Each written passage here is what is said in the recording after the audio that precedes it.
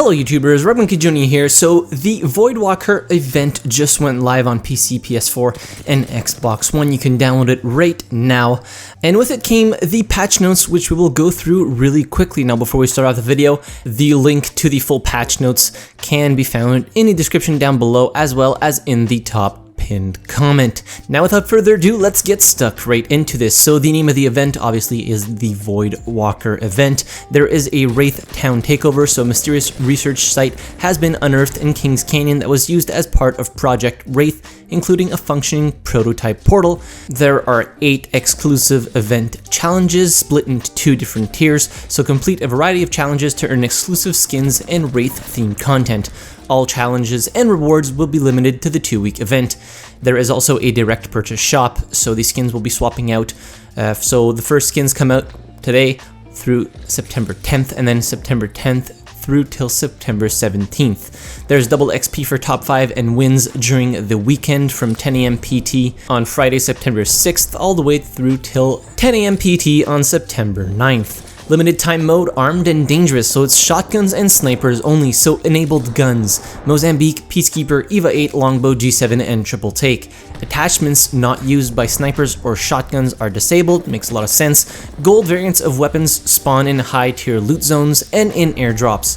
Kraber and Mastiff loot values are tuned, so they spawn in late game airdrops and very rarely as ground loot, 1 to 2 per game each. So that's interesting. Reduced armor, so disabled loot armor. Blue, purple, gold helmets, blue, purple, gold. So the only armor you'll be able to find is common armor and helmet, and the spawn rate for these is greatly reduced. So it's gonna make for an interesting game mode. Ground loot drop chances are reduced by 45%. Supply bins are not affected by this. Bullet counts and stacks are modified. So light rounds, you only pick up 16 per drop and 32 per inventory slot. Energy rounds, 16 per drop, 32 per inventory slot. Heavy rounds, 7 per drop and 14 per inventory slot. And shotgun rounds, 7 per drop and 28 per inventory slot. So you better make every shot count. Overall loot density is reduced, but ammo/weapon spawn rates are increased and stack sizes are increased to offset the loot scarcity and allow players to have enough ammo to not discourage combat. Now I do imagine that they mean by this that there's a lot of stacks lying around the map. Not quite sure, it's kind of ambiguous and kind of contradicts what I said a little bit earlier. But let's keep going nonetheless. So increased spawn rates for syringes to compensate for lower loot density, reduced spawn rates for shield batteries to match rarity of armor. On to bug fixes. Fixed a bug where sometimes a player's reward would not display properly after completing a challenge that awards crafting metals. Fixed a bug where sometimes players would see a different rare skin equipped to the legend they are spectating when hanging from a ledge. Fixed some issues related to script errors. Xbox fixed issue where sometimes players would have issues connecting to a match at the same time as their party, forcing them to join Legends Select late with Legends already locked. PS4 code fixes to address crashes related to out-of-memory issues. Fixed a bug where sometimes players would still be in an out-of-bounds state when they are not actually out of bounds. So that is great. This bug should have been fixed a while back. So moving on to quality of life improvements. So a new promo window, a new feature we've added to the lobby that will display offers and info and allows for direct navigation to the website or the store. They added a auto sprint feature to all platforms that can be turned on or off. Players can now adjust aim down sight look sensitivity per optic zoom level. This was a much requested feature by a lot of people. Visual improvements to the legends in the lobby and the character select screen.